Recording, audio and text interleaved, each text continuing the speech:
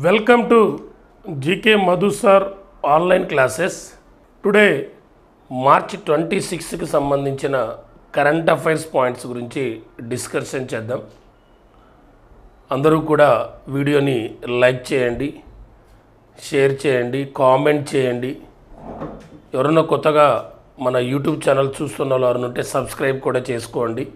మీరు కంపల్సరీగా వీడియోని లైక్ చేయండి, అలానే సబ్స్క్రైబ్ కూడా చేసుకోండి. ఓకే, చూద్దాం ఈరోజు కరెంట్ అఫైర్స్కి సంబంధించిన పాయింట్స్ గురించి ఒకసారి డిస్కషన్ చేద్దాం. దానిలో భాగంగా ఎన్డీబీ అనేది వార్తల్లోకి రావడం జరిగింది. ఎన్డీబీ అంటే న్యూ డెవలప్మెంట్ బ్యాంకు.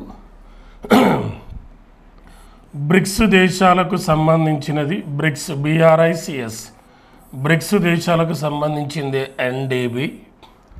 ఎన్డీబీ అనగా న్యూ డెవలప్మెంట్ బ్యాంకు.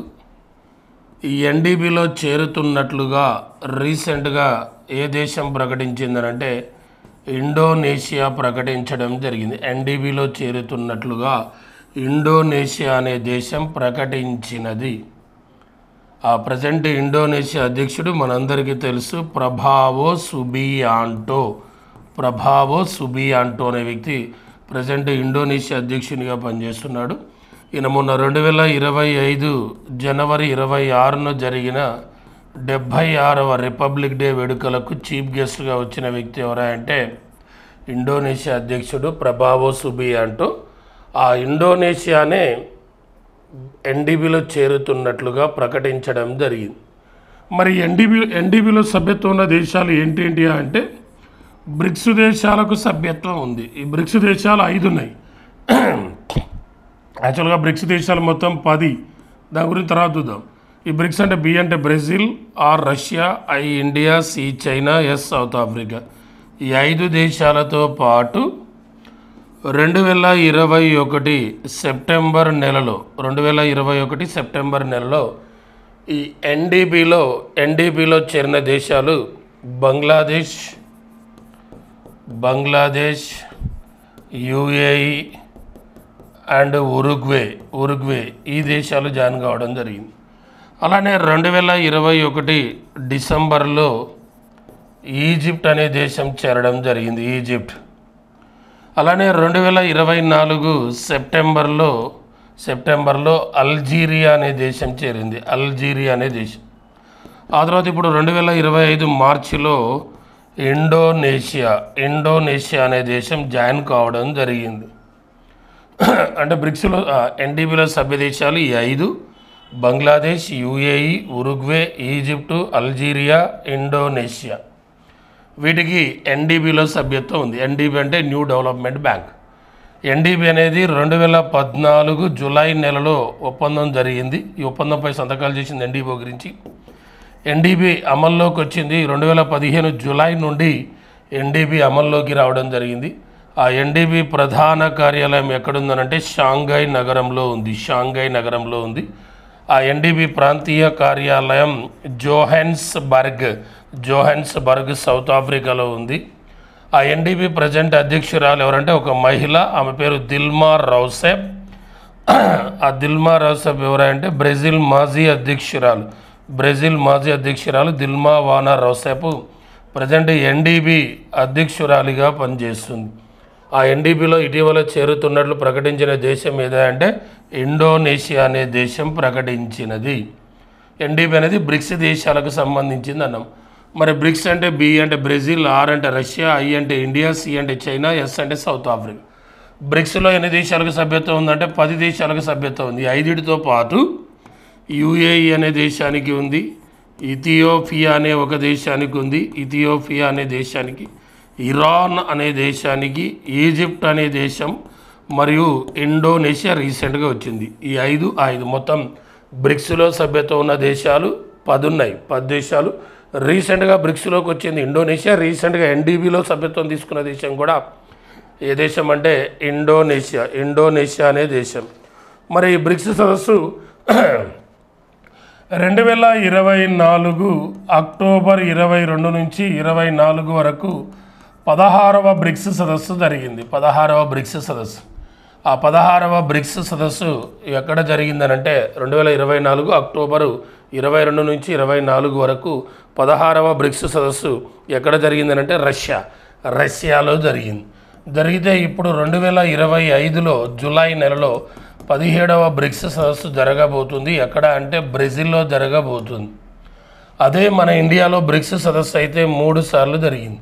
2012లో ఢిల్లీలో జరిగింది, 2016లో గోవాలో జరిగింది, 2021 ఢిల్లీ వర్చువల్ విధానం ఆన్లైన్లో 3వ నిర్వహించాం. 3 సార్లు ఇండియాలో బ్రిక్స్ సదస్సు జరిగింది. ఓకేనా? ఇది ఫస్ట్ పాయింట్కి సంబంధించింది. ఎన్డీబీ న్యూ డెవలప్మెంట్ బ్యాంకులో ఇటీవల సభ్యత్వం తీసుకున్న దేశం ఏదా అంటే ఇండోనేషియా. బ్రిక్స్లో కూడా ఇటీవల సభ్యత్వం తీసుకుందే ఇండోనేషియా. ప్రపంచంలో ముస్లింలు ఎక్కువగా ఉన్న దేశం ఏదా అంటే ఇండోనేషియా.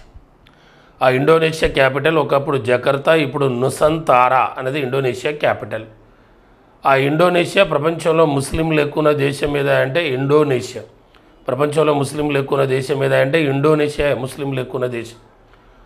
ఆ ఇండోనేషియాకు ముస్లింలు ఎక్కువ ఉన్న దేశం అయితే భారత్పై దండెత్తిన మొట్టమొదటి ముస్లిం రాజు ఎవరంటే మొహమ్మద్ బిన్ కాసిం. క్రీశకం 712లో సింధు ప్రాంతాన్ని పాలిస్తున్న దాహిర్ అనే రాజుపై దండెత్తాడు. భారత్పై దండెత్తిన మొదటి ముస్లిం రాజు ఎవరంటే మొహమ్మద్ బిన్ కాసిం. 712లో రేవార్ యుద్ధం. జిజియా పన్ను విధించిన మొదటి ముస్లిం రాజు ఎవరంటే మొహమ్మద్ బిన్ కాసిం. ఆ జిజియా పన్ను బ్రాహ్మణుల మీద వేసింది ఎవరంటే ఫిరోజ్ షా తుగ్లక్. రైతులకు వ్యవసాయ రుణాలు రద్దు చేసింది ఎవరంటే ఫిరోజ్ షా తుగ్లక్. రైతులకు వ్యవసాయ రుణాలను ప్రారంభించింది ఎవరైనా మొహమ్మద్ బిన్ తుగ్లక్. అది రద్దు చేసింది ఫిరోజ్ షా తుగ్లక్. ఆ ఫిరోజ్ షా తుగ్లకే బ్రాహ్మణులకు పై జిజియా పన్ను విధించాడు. అసలు ఆ జిజియా పన్ను 1564లో రద్దు చేసింది ఎవరంటే అక్బర్ రద్దు చేశాడు. ఆ జిజియా పన్ను మళ్ళీ ప్రారంభించింది ఎవరంటే ఔరంగజేబు మళ్ళీ ప్రారంభించాడు. ఆ ఔరంగజేబుకున్న బిరుదే అలంగిర్ అనే బిరుదు కలదు. ఓకేనా? ఇది ఒక పాయింట్. నెక్స్ట్ చూద్దాం. నీతి ఆయోగ్ సభ్యుడిగా రాజీవ్ గౌబా. నీతి ఆయోగ్ సభ్యుడిగా రాజీవ్ గౌబా అనే వ్యక్తి నియమితులయ్యాడు. రాజీవ్ గౌబా లేదా రాజీవ్ గాబా అనే వ్యక్తి నియమితులయ్యాడు. కేంద్ర క్యాబినెట్ కార్యదర్శిగా పనిచేసిన 1982 ఐఏఎస్ బ్యాచ్ ఆఫీసరు. జార్ఖండ్ రాష్ట్రానికి చెందిన 1982 IAS batch officer Rajiv Gauba కేంద్ర క్యాబినెట్ కార్యదర్శిగా పనిచేసిన వ్యక్తి. నీతి ఆయోగ్ సభ్యుడిగా పూర్తికాల సభ్యుడిగా నియమితులు కావడం జరిగింది రీసెంట్గా. ఈ రాజీవ్ గౌబా అనే వ్యక్తి ఈయన కేంద్ర హోంశాఖ కార్యదర్శిగా పనిచేశాడు. అలానే కేంద్ర పట్టణాభివృద్ధి శాఖలో కార్యదర్శిగా కూడా పనిచేశాడు. అలానే ఇతను జార్ఖండ్కు ప్రధాన కార్యదర్శిగా కూడా పనిచేశాడు. ఇతను క్యాబినెట్ కార్యదర్శిగా 2019 నుండి 2024 వరకు కేంద్ర క్యాబినెట్ కార్యదర్శిగా పనిచేశాడు రాజీవ్ గౌబా. ఈయన రీసెంట్గా నీతి ఆయోగ్ పూర్తికాల సభ్యుడిగా నియమితులు కావడం జరిగింది. రీసెంట్గా మనకు నీతి ఆయోగ్ ఎప్పుడు వచ్చింది? ఫస్ట్ మనకు ప్రణాళికలు అనేవి ఉండేది. ప్రణాళికలు అనేది మనం 12 పంచవర్ష ప్రణాళికలు ప్రవేశపెట్టాం. అసలు ప్రపంచంలో ప్రణాళికలు ప్రవేశపెట్టిన మొట్టమొదటి దేశం ఏదంటే రష్యా. ఎప్పుడంటే 1928. ఆ ప్రణాళికల స్థానంలో మనం తీసుకొచ్చింది ఏదంటే నీతి ఆయోగ్. ఆ నీతి ఆయోగ్ ఎప్పటి నుంచి అంటే 2015 జనవరి 1 నుండి నీతి ఆయోగ్ అమల్లోకి వచ్చింది. ఆ నీతి ఆయోగ్ చైర్మన్గా ఎవరు ఉంటారంటే ప్రైమ్ మినిస్టర్ ఉంటాడు.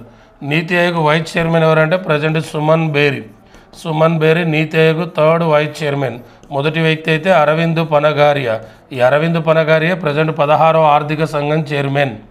అలానే నీతి ఆయోగ్ 2వ vice chairman Rajiv Kumar. Present Niti Aayog vice chairman ఎవరంటే సుమన్ బేరీ. అలానే మరి నీతి ఆయోగ్ సీఈఓగా పనిచేస్తుంది ఇప్పుడు బీవీఆర్ సుబ్రహ్మణ్యం. 4th person. నీతి ఆయోగ్ 4th సీఈఓ. నీతి ఆయోగ్ మొదటి సీఈఓ ఎవరంటే సింధు శ్రీ కుల్లార్. నీతి ఆయోగ్ మొదటి సీఈఓ. 2వ సీఈఓ ఎవరంటే అమితాబ్ కాంత్. 3rd సీఈఓ ఎవరంటే నీతి ఆయోగ్ థర్డ్ సీఈఓ ఎవరంటే పరమేశ్వరన్ అయ్యర్. ఈ పరమేశ్వరన్ అయ్యరే ప్రజెంట్ వరల్డ్ బ్యాంక్ ఎగ్జిక్యూటివ్ డైరెక్టర్గా పనిచేస్తున్నాడు. ప్రజెంట్ 4th ఉన్న వ్యక్తి ఎవరంటే బీవీఆర్ సుబ్రహ్మణ్యం. ఆయన ఈ రాజీవ్ గౌబా అనే వ్యక్తి రీసెంట్గా నీతి ఆయోగ్ పూర్తికాల సభ్యుడిగా రీసెంట్గా నియమితులు కావడం, కేంద్ర క్యాబినెట్ కార్యదర్శిగా పనిచేసిన వ్యక్తి, 1982 బ్యాచ్ ఐఏఎస్ ఆఫీసర్.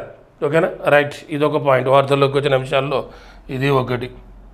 తర్వాత ఫిలిప్పైన్స్కు తెలంగాణ బియ్యం ఎగుమతి, ఒక వార్తల్లోకి వచ్చిన మరొక పాయింట్ ఏంటంటే తెలంగాణ బియ్యాన్ని ఫిలిప్పైన్స్కు ఎగుమతి చేస్తున్నారు. కాకినాడ పోర్టు నుండి తెలంగాణ బియ్యాన్ని ఫిలిప్పైన్స్కి ఎగుమతి చేస్తున్నారు. తెలంగాణకు ఫిలిప్పైన్స్కు జరిగిన ఒప్పందంలో భాగంగా 8 లక్షల టన్నుల బియ్యాన్ని ఎగుమతి చేయనున్నది ఫిలిప్పైన్స్కు. అందులో భాగంగా తొలి విడత 12,500 టన్నుల బియ్యాన్ని తొలి విడతగా ఫిలిప్పైన్స్ దేశానికి ఎగుమతి చేస్తున్నాం. తెలంగాణ గవర్నమెంట్ తెలంగాణ నుండి ఈ బియ్యాన్ని ఎగుమతి చేయడం, మొత్తం 8 లక్షల టన్నుల బియ్యాన్ని ఎగుమతి చేయబోతున్నారు. దానిలో భాగంగా తొలి విడత 12,500 టన్నుల బియ్యాన్ని ఎగుమతి చేయబోతున్నారు. కాకినాడ పోర్టు నుండి ఎగుమతి పంపించారు తెలంగాణ ప్రభుత్వం మొత్తం 8 లక్షల టన్నుల బియ్యాన్ని. ఏ దేశానికంటే ఫిలిప్పైన్స్ సంబంధించి మనకు రీసెంట్గా వచ్చిన వార్తలలో ఈ జీవితం ఎప్పుడు పోయేటట్టే ఉందిరా, ఎప్పుడు పోతావు తెల్లారుతుంటావు ఊడిపోద్దాం.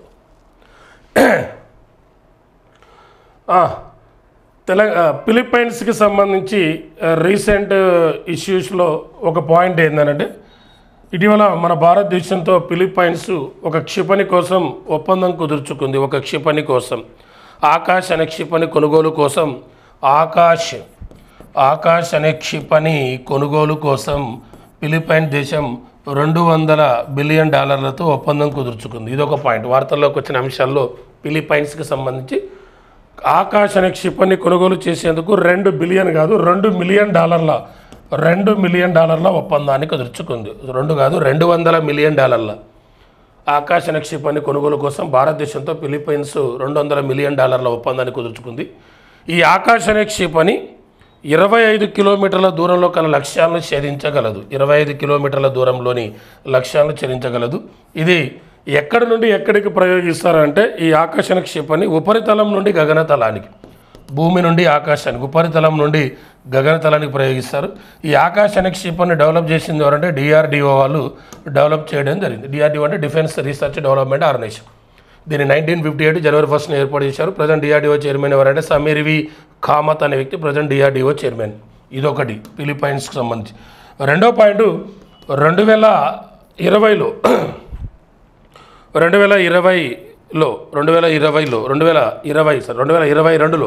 2022లో ఇదే ఫిలిప్పైన్ దేశం మన భారత్ నుండి బ్రహ్మోస్ అనే క్షిపణి కొనుగోలు కోసం 2022లో బ్రహ్మోస్ అనే క్షిపణి కొనుగోలు కోసం $375 మిలియన్ ఒప్పందాన్ని చేసుకుంది.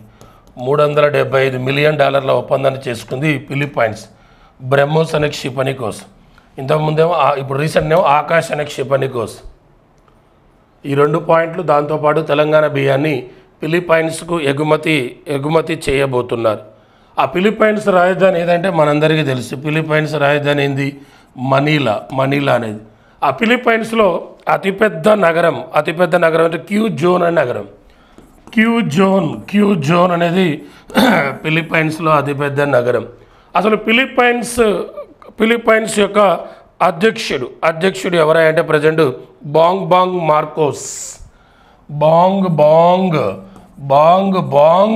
మార్కోస్ అనే వ్యక్తి ప్రజెంట్ ఫిలిప్పైన్స్ అధ్యక్షునిగా పనిచేస్తున్నాడు.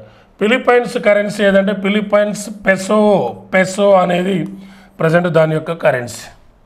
ఆ ఫిలిప్పైన్స్ రాజధాని మనీలా అన్నాం.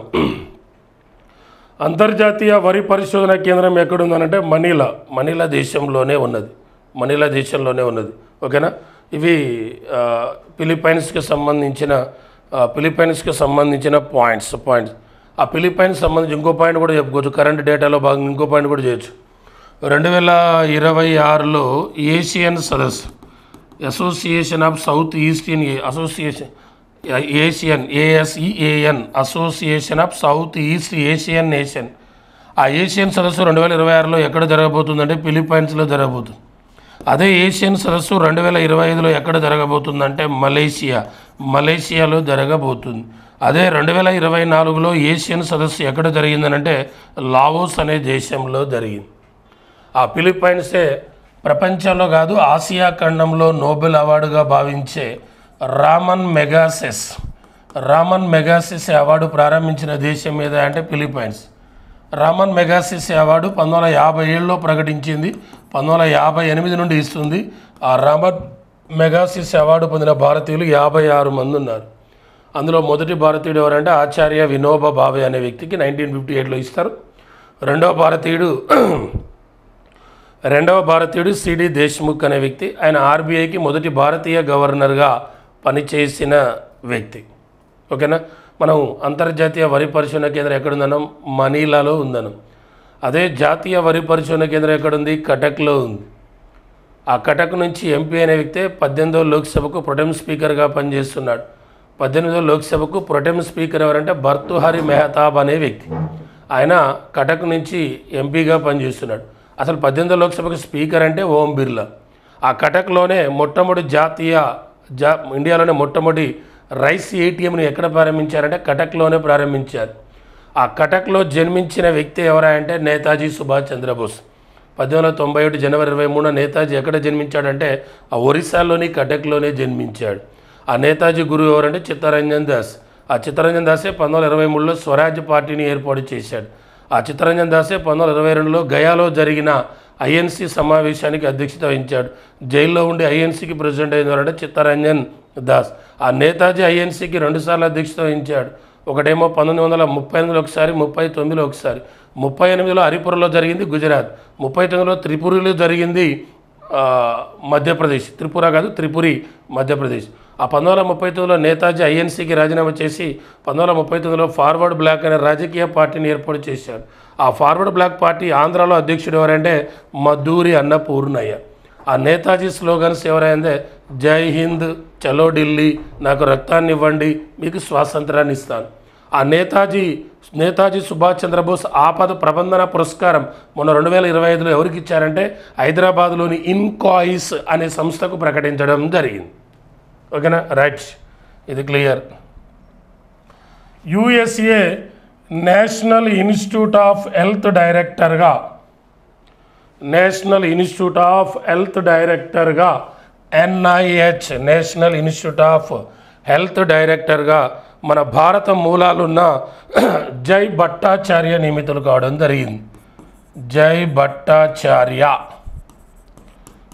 భట్టాచార్య అనే వ్యక్తి America national institute of health డైరెక్టర్గా భారత మూలాలున్న జై భట్టాచార్య అనే వ్యక్తి నియమితులు కావడం జరిగింది.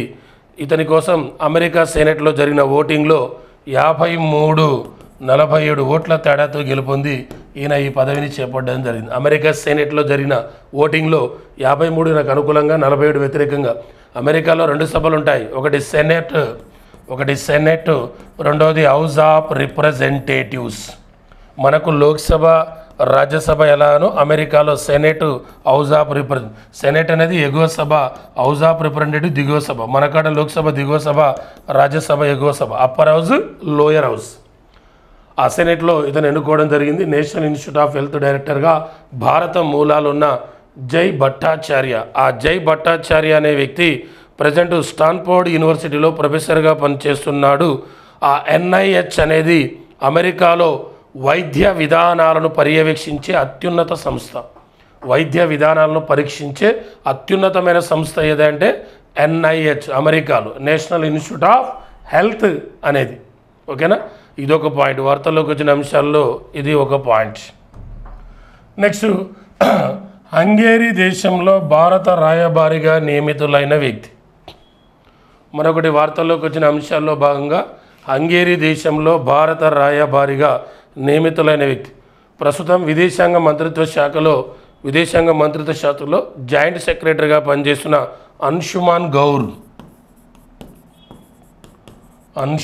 గౌర్ అనే వ్యక్తి ఈయన ప్రజెంట్ విదేశాంగ మంత్రిత్వ శాఖలో జాయింట్ సెక్రటరీగా పనిచేస్తున్న అన్షుమన్ గౌర్ అనే వ్యక్తి హంగేరీలో భారత రాయబారిగా నియమితులయ్యాడు. ఈయన 2001 ఐఎఫ్ఎస్ బ్యాచ్ ఆఫీసర్. ఐఎఫ్ఎస్ అంటే Indian foreign service. 2001 batch IFS అధికారి అన్షుమన్ గౌర్ అనే వ్యక్తి హంగేరీలో భారత రాయబారిగా పనిచేస్తున్నాడు, నియమితులయ్యాడు. ఈయన ప్రజెంట్ మాత్రం కేంద్ర విదేశాంగ మంత్రిత్వలో జాయింట్ సెక్రటరీగా పనిచేస్తున్న వ్యక్తి. మరి హంగేరీ అన్నాం, హంగేరీ దేశం. హంగేరీ క్యాపిటల్ ఏంటిది? బుడాపెస్ట్ అనేది హంగేరీ యొక్క క్యాపిటల్. మరి ఆ హంగేరీ యొక్క కరెన్సీ ఏంటంటే పోరింట్ అనేది హంగేరీ యొక్క కరెన్సీ. మరి ఆ హంగేరీ దేశ అధ్యక్షుడు ఎవరంటే థామస్ స్యూల్యోక్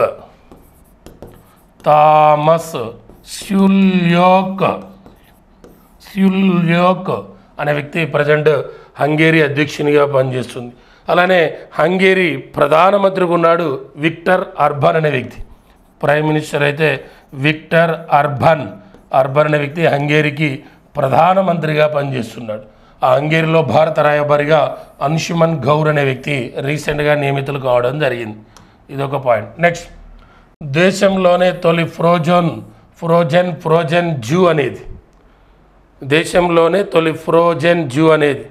వెస్ట్ బెంగాల్లోని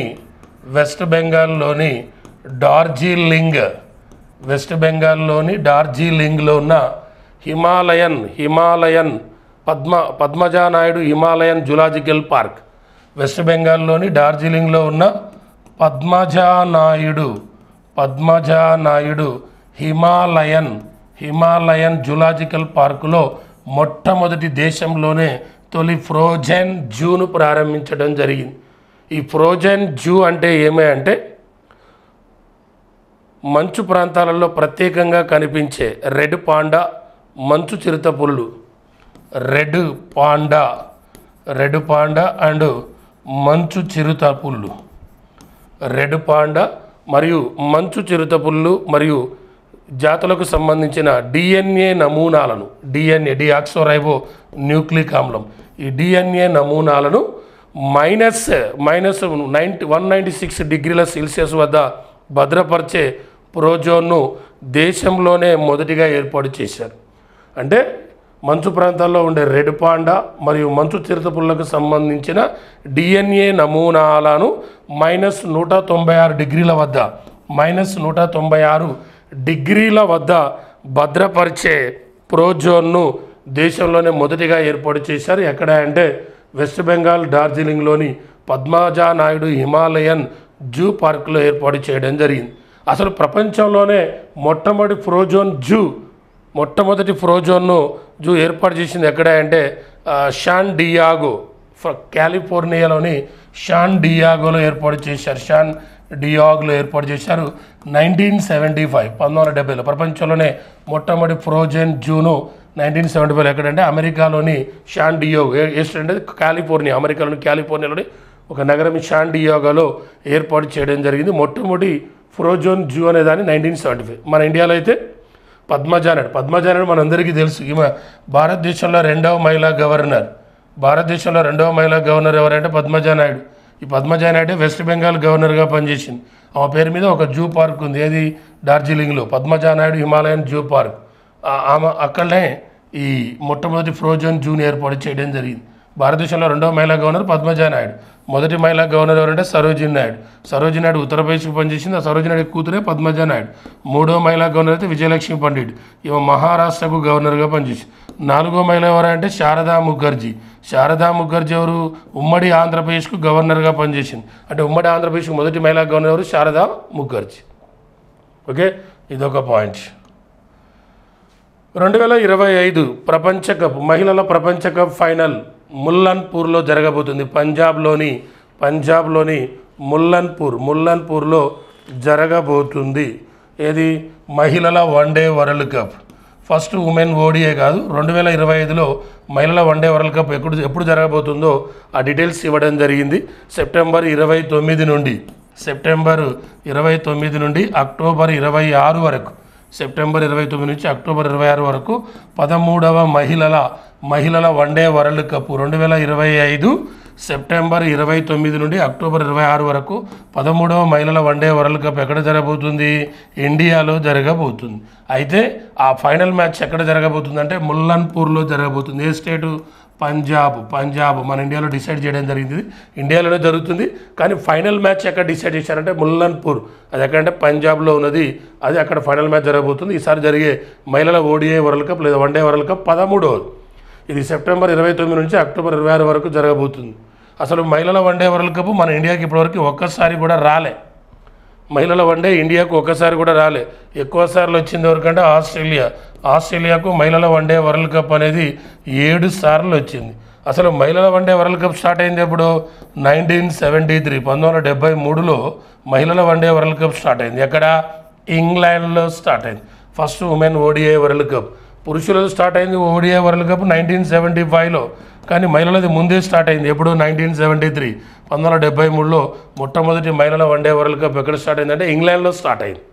ఈసారి జరగబోయేది 13వది సెప్టెంబర్ టు అక్టోబర్ వరకు జరుగుద్ది. ముల్లన్పూర్లో ఫైనల్ మ్యాచ్ జరగబోతుంది. మన ఇండియాకు మహిళల వన్డే రాలేదు. ఎక్కువ సార్లు వచ్చింది ఎవరికంటే ఆస్ట్రేలియాకు 7 సార్లు రావడం జరిగింది వరల్డ్ కప్. ఓకేనా? ఇదొక పాయింట్ వార్తల్లోకి వచ్చిన అంశాల్లో. నెక్స్ట్, రిషికొండ బీచ్కు బ్లూ ఫ్లాగ్ సర్టిఫికేషన్ పునరుద్ధరణ. రీసెంట్గా 2025 ఫిబ్రవరి 13వ తారీఖున రిషికొండ బీచ్కి బ్లూ ఫ్లాగ్ సర్టిఫికేషన్ రద్దు చేశారు. మళ్ళీ ఇప్పుడు పునరుద్ధరించడం జరిగింది. వైజాగ్లోని రిషికొండ బీచ్లో మౌలిక సదుపాయాలు, పరిశుభ్రత, పారిశుద్ధ్యం, భద్రతా ప్రమాణాలను సరిగా పాటించట్లేదని రీసెంట్గా రద్దు చేస్తే మళ్ళీ ఆ సర్టిఫికేట్ పర్ఫెక్ట్ చేశారనే ఉద్దేశంతో బ్లూ ఫ్లాగ్ సర్టిఫికేషన్ ఇవ్వడం జరిగింది. ఫిబ్రవరి 13 రద్దు చేస్తే మళ్ళీ పునరుద్ధరించారు. గుర్తుపెట్టుకోండి, ఏ బీచ్కైనా బ్లూ ఫ్లాగ్ సర్టిఫికేషన్ ఎట్లా ఇస్తారంటే మౌలిక సదుపాయాలు, పరిశుభ్రత, పారిశుద్ధ్యం, భద్రతా ప్రమాణాలను పరిగణలోకి తీసుకొని మన ఈ రిషికొండ బీచ్కి యాక్చువల్గా 2020లో బ్లూ ఫ్లాగ్ సర్టిఫికేషన్ ఇచ్చారు రిషికొండ బీచ్కి. ఇది రీసెంట్గా రద్దు చేస్తే మళ్ళీ రీసెంట్గా దీన్ని పునరుద్ధరించడం జరిగింది. మన ఇండియాలో బ్లూ ఫ్లాగ్ సర్టిఫికేషన్ పొందిన మొట్టమొదటి బీచ్ ఏదంటే చంద్రబాగ్ బీచ్. ఇండియాలోనే కాదు, ఆసియా ఖండంలోనే బ్లూ ఫ్లాగ్ సర్టిఫికేషన్ పొందిన మొట్టమొదటి బీచ్ ఏదంటే చంద్రబాగ్ బీచ్ అనేది 2018లో దీనికి సర్టిఫికేషన్ వచ్చింది. ఏ రాష్ట్రం అంటే ఒరిస్సా రాష్ట్రానికి సంబంధించినది చంద్రబాగ్ బీచ్. అయితే మరి ఈ బ్లూ ఫ్లాగ్ సర్టిఫికేషన్ ఎవరిస్తారంటే foundation for environmental education agency. ఏ దేశానికి సంబంధించిందంటే డెన్మార్క్ దేశానికి సంబంధించింది. డెన్మార్క్ దేశానికి చెందిన foundation for environmental education agency అనేది ఈ బ్లూ ఫ్లాగ్ సర్టిఫికేషన్ ఇచ్చింది. మన ఇండియా నుండి రీసెంట్గా దేనికి రద్దు చేసిందంటే రిషికొండ బీచ్ మళ్ళీ పునరుద్ధరించడం జరిగింది. ఓకేనా? ఇది ఈరోజు కరెంట్ అఫైర్కి సంబంధించిన పాయింట్స్. దయచేసి అందరూ కూడా వీడియోని లైక్ చేయండి. అలానే మన యాప్ కూడా డౌన్లోడ్ చేసుకోండి. జీకే మధుసార్ ఆన్లైన్ క్లాస్ అనే యాప్ కూడా డౌన్లోడ్ చేసుకోండి. ప్లే స్టోర్లోకి వెళ్ళి మీకు కావాల్సిన కోర్స్ డీటెయిల్స్ కూడా ఉంటాయి. అందులో GK current affairs, Indian history కూడా ఉంటాయి. ఇండియన్ హిస్టరీ క్వశ్చన్స్ అన్నీ కూడా నేను అప్లోడ్ చేస్తాను. ఈ వీక్లో మొత్తం అప్లోడ్ చేస్తాను. కాకపోతే ఏంటంటే నేను చేసేటప్పుడు కొంచెం టైం ఎందుకు పడుతుందంటే నేను ప్రతి దానికి లింక్ పెట్టి తయారు చేస్తాను. అది ఒక క్వశ్చన్కి మినిమం 3-4 మినిట్స్ ఎక్స్ప్లెనేషన్ ఉంటుంది. అన్ని సబ్జెక్టులకు లింక్ ఉంటుంది. పెట్టేస్తే 1 డేలో అయిపోద్ది. అలా కాదు, తీసుకున్న ప్రతి వ్యక్తి కూడా మా మామ, మా బాబాయ్ హ్యాట్సప్ ఆ పేరు కోసం ప్రయత్నం చేసేది. లేకపోతే 1000 రూపాయలు పెట్టేసి అయిపోతుంది. కానీ 100 రూపాయలే పెట్టేది. కరెంట్ అఫైర్స్ 150 రూపాయలు. మిగతా వాళ్ళంతా ఫీల్ అవుతారు, అబ్బాయి వీడియో ఆర్డర్ 100 రూపాయలు 150 వీడియో అనుకుంటారు. వాళ్ళకేం తెలుసు, మనం అందరం ఒకటే. మన నిరుద్యోగులు, మనకంత లేదు, వెనక బ్యాక్గ్రౌండ్ మనకు లేవు. మనకు తాతలు ముత్తాలు సంపాదించిన ఆస్తులు ఏం లేవు. కష్టం మీద బతకాల్సిందే. ప్రయత్నం చేయండి, మంచిగా చదువుకోండి. నా వంతు నేను చేస్తా. ప్రతిదీ కూడా ఏది ఉన్నా 100-200 అంతే. ఆ లోపే ఇబ్బంది పడకూడదు. ఆ హిస్టరీని కూడా పర్ఫెక్ట్ నీట్గా మీ చేతికి ఇస్తున్నా. ఆల్రెడీ క్వశ్చన్స్ పెట్టేసిన, మిగతా కూడా పెట్టేస్తాను, ఈ వీక్లో పెట్టేస్తాను. Okay, right. వీడియోని అందరూ కూడా దయచేసి లైక్ చేయండి, కామెంట్ చేయండి. ఓకే, జై హింద్.